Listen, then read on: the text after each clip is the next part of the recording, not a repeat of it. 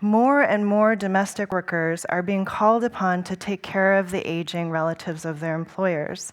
And we realize that they're actually experiencing firsthand a tremendous demographic shift in this country, where on the one hand, communities of color, particularly immigrant communities, are growing at an incredibly rapid pace.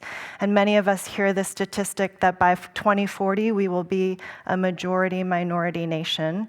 And that shift has already started to have a profound effect on American politics. But there's another change that's happening: the age wave. People are living longer, and the baby boom generation is beginning to turn 65 at a rate of a person every 8 seconds. 10,000 people per day, 4 million people per year turn 65 in America. Some even call it the silver tsunami. Whatever you call it, it has arrived. And every single one of us probably has a story about somebody in our lives who's been diagnosed with Alzheimer's or had a heart attack or simply should not be driving or using a stove on their own anymore. The need for care and support for the aging and people with disabilities is great, and it touches all of us. We can't afford it.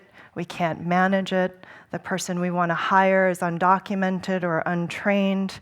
From every angle, it's not working.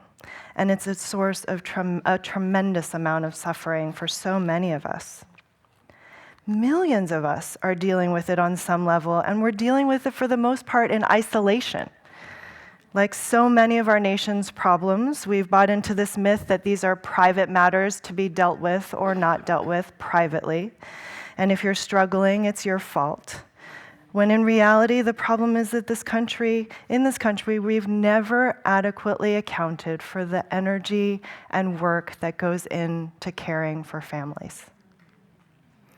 The work that makes all other work possible.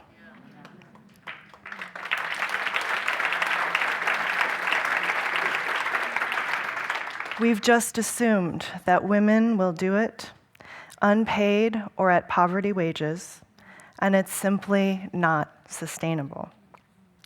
We live in a time of paradigm change. Our home, our nation is being reshaped every minute, and you could say, to use an Elizabeth Lesser term, that our country is breaking open. Our demographic changes mean that we have both the challenge and the opportunity to reshape this country and articulate a vision for the country that truly does include and support all of us, from the white senior in Ohio to the immigrant domestic worker in New York, to the paralyzed African American veteran in Virginia and the transgender young person in Arizona. We must be futurists. We must look ahead to see the truth of who we are and who we're becoming as a nation, to shape the future together.